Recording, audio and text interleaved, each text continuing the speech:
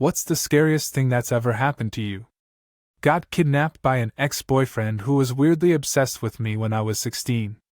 He said he was 18, but was really 22. He tricked me into taking a ride in his new truck to a store a few blocks away.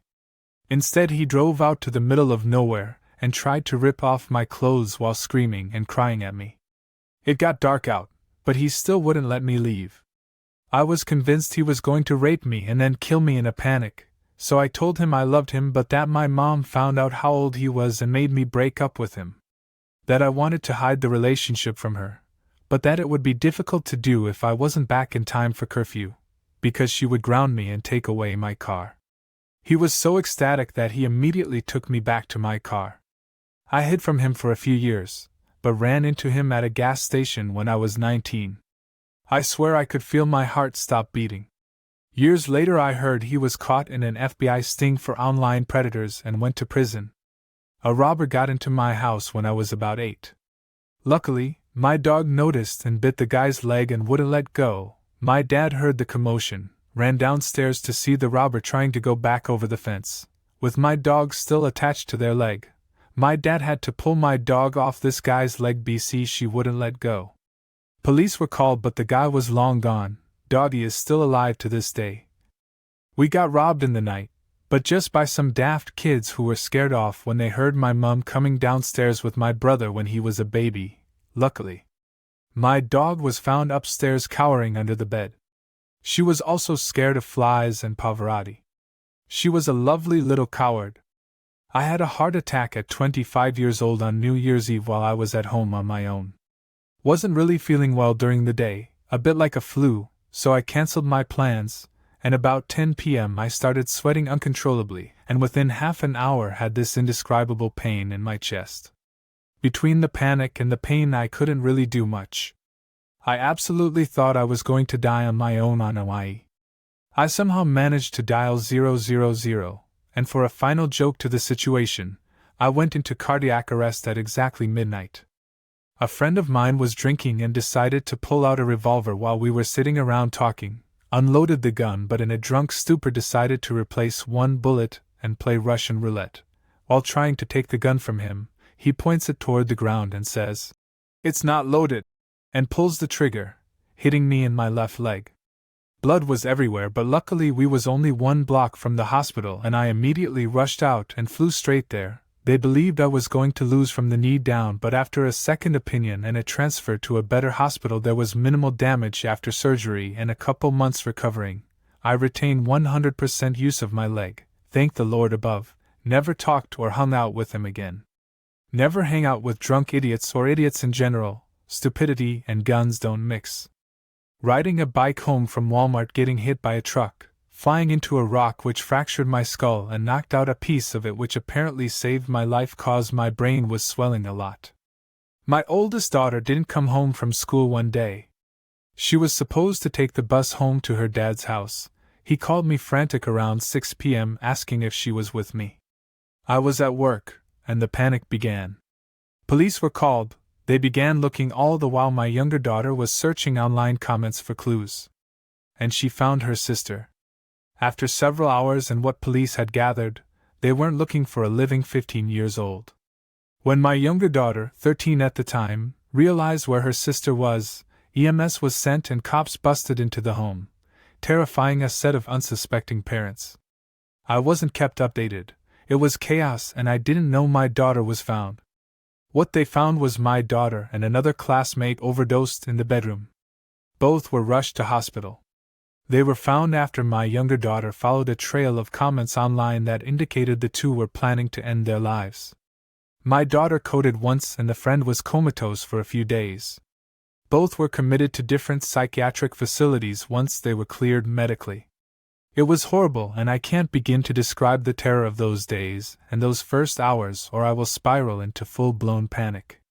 It has been years, but there has never been anything in my life to even touch the physical illness-inducing terror of first, not knowing where she was or what had happened, then the months of never letting her out of my sight. Therapy and meds and support happened, but it has been a very long road. She is better now, but that worry is always there. The scariest thing that happens to me was probably getting robbed at gunpoint. But the most scared I've ever been was when one of my kids at the summer camp I worked at had a seizure while crossing the street, and hit their head on the curb while they fell. Waiting for the paramedics to show up, and totally unable to help the unconscious child that I was responsible for, I felt way more helpless than I did while handing my phone and wallet over to the asshole who pulled a gun on me. The scariest thing that ever happened to me was only scary when I thought about it later. Recently, in a town over from us, a young man was reported as a missing person. He had just vanished from his residence 2 weeks prior to when he was reported missing. About a month later, they found his body, half a block from our house. They had found his body under a blue tarp. I walk pretty frequently in our neighborhood, and I walked past that tarp multiple times.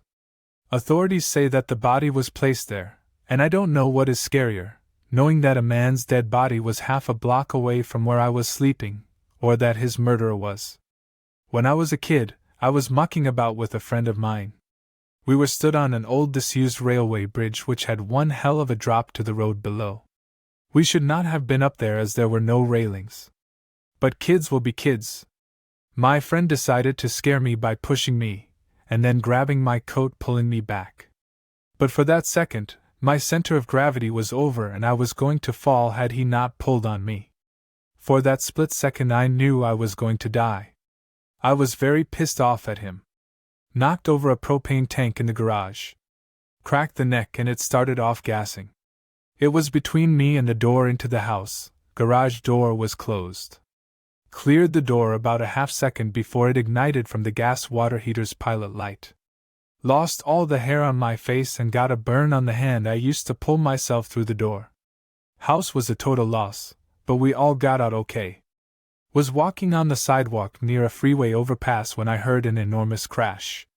A man, a 15-foot piece of guardrail, and a V8 motor came flying down from the freeway.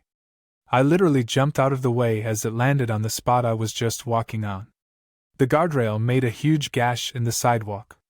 I would have been squashed. The man was twisted in every direction. His body was ripped apart. Apparently, he hit the guardrail in his car with such force the motor was ripped from the motor mounts, and he flew through the windshield. It was right across from a fire station, but the guy was dead. I just walked away. But it's always been a terrible memory. Not something that happened to me, but something I saw. We lived on the corner of the street, and the house across the street on our right was also a corner house. Well, one day, that house caught on fire because the lady living there decided it was a great idea to fall asleep with a candle on a wicker table, next to curtains. It was really bad. We saw the lady jump out the second-story window, and made it across the street. Well, she left her children in the house. One by one, they jumped out the second-story window. 3 tiny little children. My eldest brother ran across the street each time and brought them back. Once the firefighters put out the fire, they went inside the window to check out the house. The firefighter came out carrying a dead, burnt-up child. He had his arms up, as if he was pounding on a door. That was the most horrifying thing I have ever seen. Overdosing on a cocktail of stimulants while taking a shower. Fell to the bottom of the tub as time felt like it stopped completely. Felt like my consciousness was glitching much like a VHS tape on pause. I could see myself falling over and over in repeat for what seemed like hours. It's real difficult to describe the experience, but it was insanely terrifying. However, I was completely lucid simultaneously, and all I could think of was how regretful I was that I had caused my own death, and how much I was going to miss my family. There was so much more I wanted to experience in life. I finally regained control of my body and crawled out of the tub covered in vomit. Spent the rest of the night on the bathroom floor sobbing in gratitude. Stay away from that shit.